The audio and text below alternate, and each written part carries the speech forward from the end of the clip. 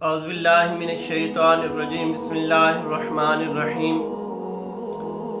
پوری دنیا کے 128 ممالک کی عدالتوں کی درجہ بندی کی گئی تو بیلجیم کا پہلا نمبر آیا اور وہ غیر مسلم جج تھا، اور جو کہ اسلامی جمہوریہ پاکستان جو کہ مسلمانوں کا ملک ہے، جو کلمے کے نام پر بنا ہے اور ایمانداری کے لحاظ سے ان کا 121 نمبر آیا۔ تو ولا حول ولا قوت الا باللہ العلی العظیم ایسے عدالتی نظام کے اوپر میرے آقا کریم صلی اللہ علیہ وآلہ وسلم دا دور مبارک ہے۔ تو ایک شخص نے چوری کی تو اللہ تبارک و تعالیٰ کی طرف سے یہ حکم آ گیا کہ جو چوری کرے اس کے ہاتھ کاٹ دیے جائیں۔ تو میرے آقا کریم صلی اللہ علیہ وآلہ وسلم نے حکم فرمایا کہ اس چور کے ہاتھ کاٹ دیے جائیں۔ انصاف دیکھے آپ۔ تو کچھ لوگوں نے اس کی سفارش کی تو میرے آقا کریم صلی اللہ علیہ وآلہ وسلم نے ارشاد فرمایا کہ اگر میری بیٹی فاطمہ بھی چوری کرتی تو میں اس کے بھی ہاتھ کاٹ دیتا۔ یہ تھا میرے آقا کریم صلی اللہ علیہ وآلہ وسلم کا عدالتی نظام۔ حضرت عمر رضی اللہ تعالیٰ عنہ کا دور مبارک ہے، اور غسان کے بادشاہ نے سلام قبول کیا تو وہ حج کی غرض سے خانہ کعبہ کا طواف کر رہا تھا۔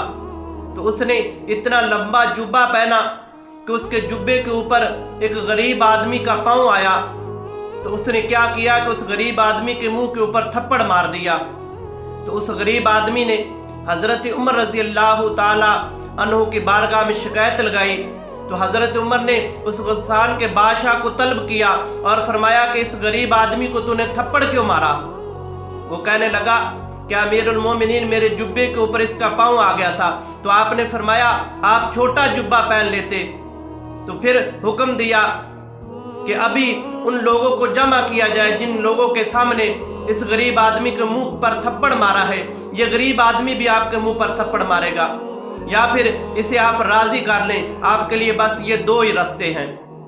تو روایت میں آتا ہے کہ اس نے اس غریب آدمی کی مدد اس کی منت کی لیکن وہ نہ مانا۔ تو حضرت عمر نے فرمایا بس آخری حل یہی ہے کہ کل مجمع جمع ہوگا اور خانہ کعبہ میں یہ غریب آدمی آپ کے منہ کے اوپر تھپڑ مارے گا۔ تو دوستو یہ تھا ہمارے آقا کریم صلی اللہ علیہ وآلہ وسلم کا عدالتی نظام، اور ایک ہمارا عدالتی نظام ہے۔ لوگ مر جاتے ہیں اور بعد میں پتہ چلتا ہے، کیس اوپن ہوتا ہے، پتہ چلتا ہے وہ تو آدمی 10 سال ہو گئے قبر میں پڑا ہے جس کا آج کیس اوپن ہوا ہے۔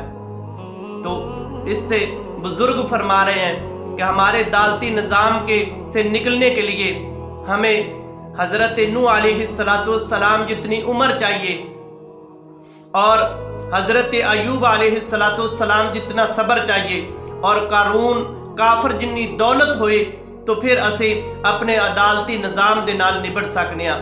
اور ایک میرے آقا کریم صلی اللہ علیہ وآلہ وسلم دا عدالتی نظام سی، کسی حوان دے نال بھی اگر کوئی ظلم کردا تو میرے آقا کریم صلی اللہ علیہ وآلہ وسلم فوراً انصاف نو دلا دے۔